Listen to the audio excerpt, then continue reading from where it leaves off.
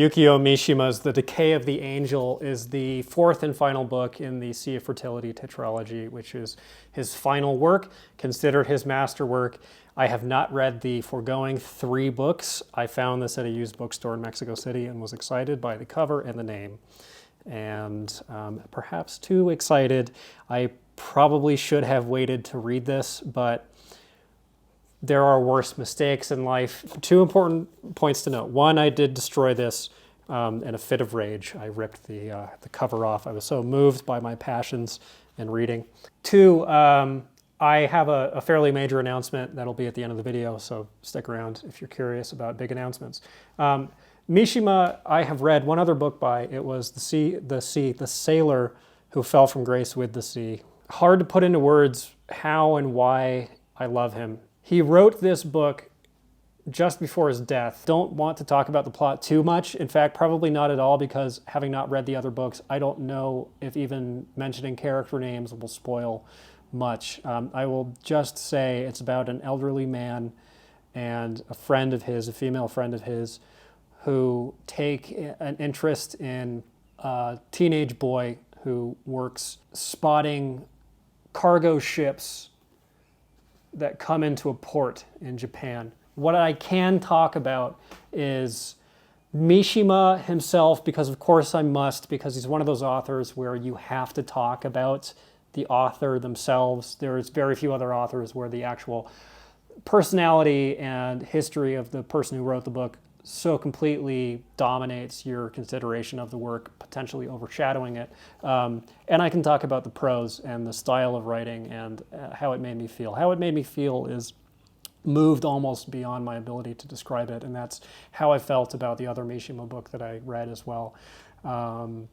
Some of the absolutely most powerful prose I have read, some of the most beautiful, at times also impenetrable. He wrote in this dense metaphorical style that is pretty avant-garde and somewhat difficult to digest. He was a right-winger who lived by Bushido values, which was the samurai code of ethics, and was a gay man, probably a gay man.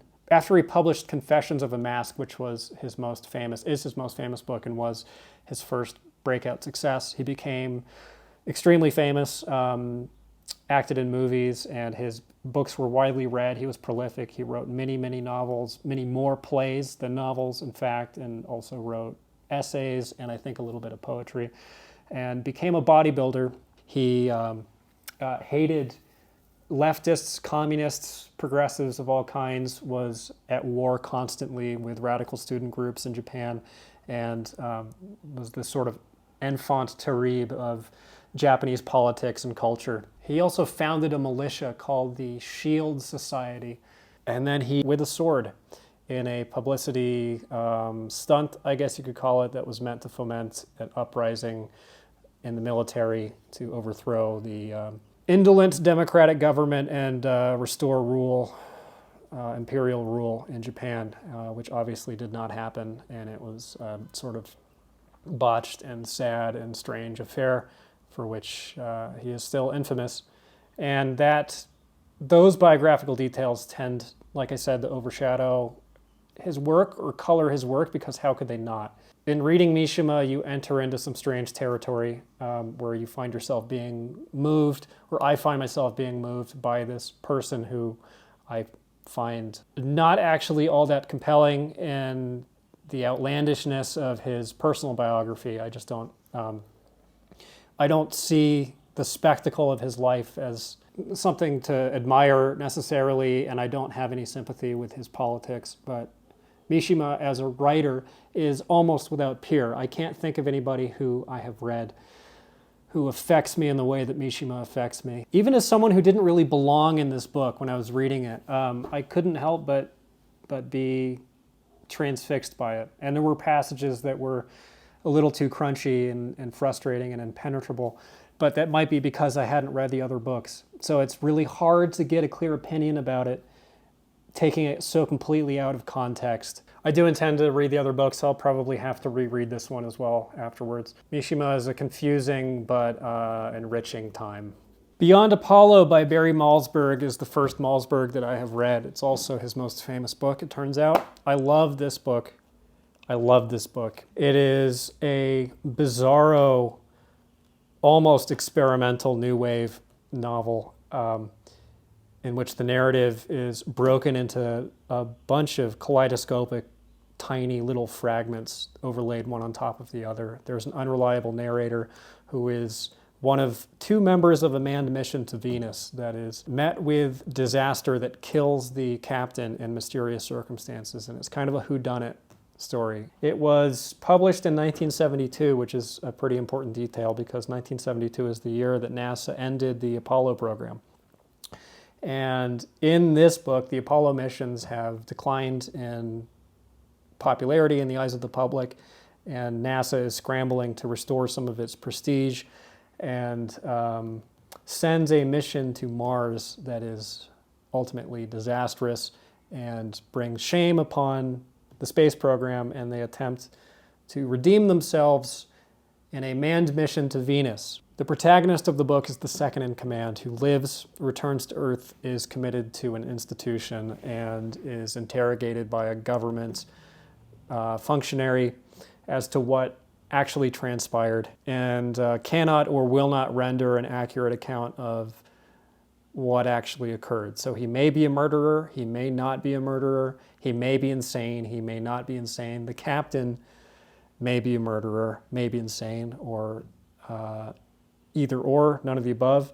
Both of them may be gay, and the protagonist is also a sexual neurotic who was rendered impotent by part of his training to be an astronaut, and has constant flashbacks to moments of sexual disappointment with his wife that are written with extreme graphic detail, and there are a lot of them, and this is something that I have been complaining about, and I'm not complaining about it here. Those parts are integrated into some important character work and integrated into the novel in a meaningful way, which is, I think, the demarcating line between when that is annoying and when it isn't. It's not in there just to be salacious. It's in there because it's important to understanding the psychology of the character, and it's important to the satire.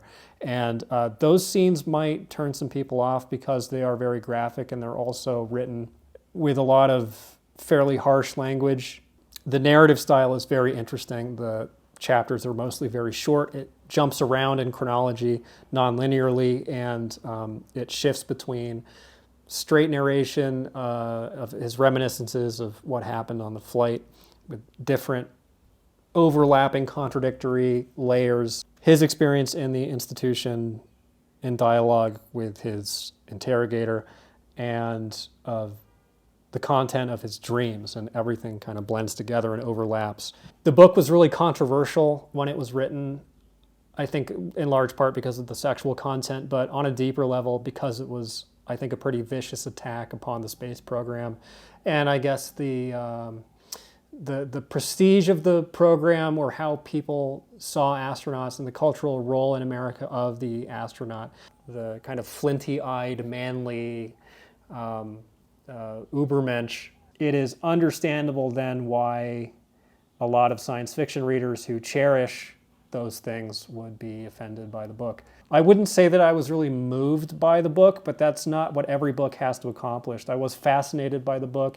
I respect it a lot, and I respect Malzberg a lot. He has the flavor of a Philip K. Dick. I will say, I like this book a little more than I like the Philip K. Dick books that I have read.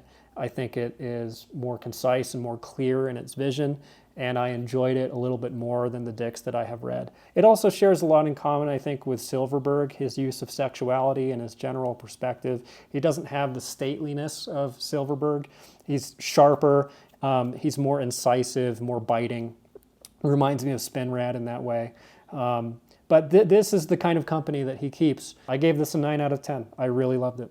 The final book that I read was Frankenstein Unbound by Brian Aldiss, that also got a destroyed cover. This keeps happening. I don't know why. This is the third Aldiss that I have read after Hot House and Heliconia Spring. It is my least favorite of the three. It's about a politician in the future who succumbs to a time slip phenomenon that sends him either back in time or into an alternate dimension or both, where he runs into Victor Frankenstein and Frankenstein's monster. He finds himself in Switzerland witnessing all the events of the book and then some. The thing that precipitates these time slips occurring is nuclear detonations in Earth's orbit that tear some hole in space-time and mess with the laws of physics, start sending people back in time. And that is the parallel with Frankenstein. That seems to be the point of the book, is to point to nuclear development as Frankenstein's monster. And he all but says this out loud. That's kind of what I don't like about the book, is that Aldiss takes the themes of Frankenstein, imports them into this book, turns the volume on them all the way up, and explicates them. And I don't see the value in this as a literary exercise if it doesn't say something new or take the themes or the events of the book in a new direction. There is some tinkering with the plot of Frankenstein, details that are added in. The horror elements are more pronounced in this than they are in the Mary Shelley book. But in terms of the thematics of Frankenstein, I don't know what it does other than to foreground the themes of the older book against the modern iterations of technology run amok, especially in the form of nuclear weapons.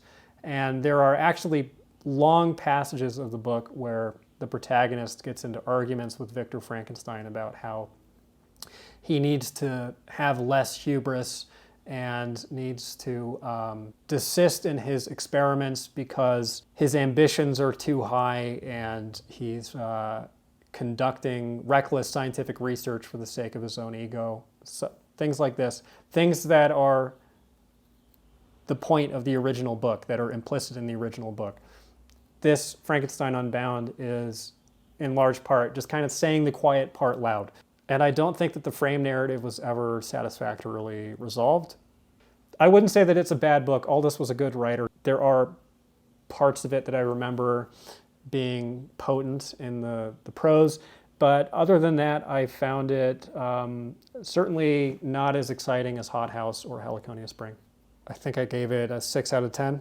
The big news, I have started a Patreon. It's going to be $5. You get everything. There's one tier for now. I may add tiers in on top later. What I'm doing on the Patreon is reviewing each of these books individually at greater length than I can go into in these nutshell videos. I'm shooting those videos as I finish books, so you get my fresh reactions, and I go into a lot more detail than I do in these videos. And also because I'm shooting them and uploading them as I finish the books, that means that you get my thoughts about these books as I finish them ahead of when these triple book videos are going to be published. The first video that I posted to the Patreon is a 25-minute long review of Ubik by Philip K. Dick. There's already like an hour worth of video that's uploaded there. If that's something that's interesting to you, then there's a link in the description. If you sign up, then I definitely appreciate it. Otherwise, I'm chugging along through the books. The next 3 book video should be up pretty soon. I've already read 2 of the 3. So appreciate you watching, and maybe see you there, maybe not. Either way, see you on the next one.